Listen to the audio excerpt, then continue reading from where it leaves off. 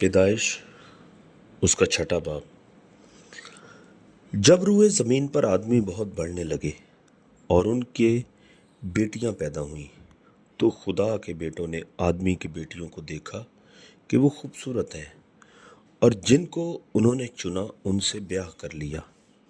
تب خداوند نے کہا کہ میری روح انسان کے ساتھ ہمیشہ مزاحمت نہ کرتی رہے گی، کیونکہ وہ بھی تو بشر ہے، تو بھی اس کی عمر 120 برس کی ہوگی۔ ان دنوں میں زمین پر جبار تھے، اور بعد میں جب خدا کے بیٹے انسان کی بیٹیوں کے پاس گئے تو ان کے لیے ان سے اولاد ہوئی۔ یہی قدیم زمانہ کے سورما ہیں جو بڑے نامور ہوئے ہیں۔ اور خداوند نے دیکھا کہ زمین پر انسان کی بدی بہت بڑھ گئی، اور اس کے دل کے تصور اور خیال سدا برے ہی ہوتے ہیں۔ تب خداوند زمین پر انسان کو پیدا کرنے سے ملول ہوا اور دل میں غم کیا، اور خداوند نے کہا کہ میں انسان کو جسے میں نے پیدا کیا روئے زمین پر سے مٹا ڈالوں گا، انسان سے لے کر حیوان اور رینگنے والے جاندار اور ہوا کے پرندوں تک، کیونکہ میں ان کے بنانے سے ملول ہوں۔ مگر نوح خداوند کی نظر میں مقبول ہوا۔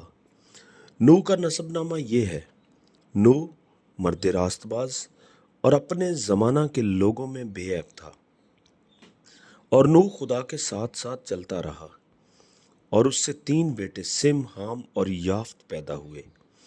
پر زمین خدا کے آگے ناراض ہو گئی تھی اور وہ ظلم سے بھری تھی، اور خدا نے زمین پر نظر کی اور دیکھا کہ وہ ناراض ہو گئی ہے، کیونکہ ہر بشر نے زمین پر اپنا طریقہ بگاڑ لیا تھا۔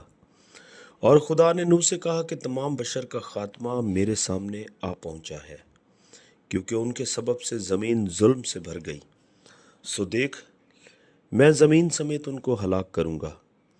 تو گوپھر کی لکڑی کی ایک کشتی اپنے لیے بنا، اس کشتی میں کوٹھریاں تیار کرنا، اور اس کے اندر اور باہر رال لگانا، اور ایسا کرنا کہ کشتی کی لمبائی 300 ہاتھ، اس کی چوڑائی 50 ہاتھ اور اس کی اونچائی 30 ہاتھ ہو، اور اس کشتی میں ایک روشن دان بنانا، اور اوپر سے ہاتھ بھر چھوڑ کر اسے ختم کر دینا، اور اس کشتی کا دروازہ اس کے پہلو میں رکھنا، اور اس میں 3 درجے بنانا، نچلا، دوسرا اور تیسرا۔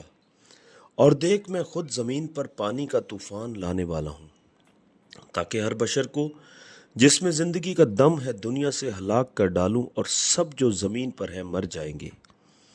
پر تیرے ساتھ میں اپنا عہد قائم کروں گا، اور تو کشتی میں جانا، تو اور تیرے ساتھ تیرے بیٹے اور تیری بیوی اور تیرے بیٹوں کی بیویاں اور جانوروں کی ہر قسم میں سے 2 اپنے ساتھ کشتی میں لے لینا، کہ وہ تیرے ساتھ جیتے بچیں، وہ نر و مادہ ہوں، اور پرندوں کی ہر قسم میں سے اور چرندوں کی ہر قسم میں سے اور زمین پر رینگنے والوں کی ہر قسم میں سے 2 تیرے پاس آئیں، تاکہ وہ جیتے بچیں۔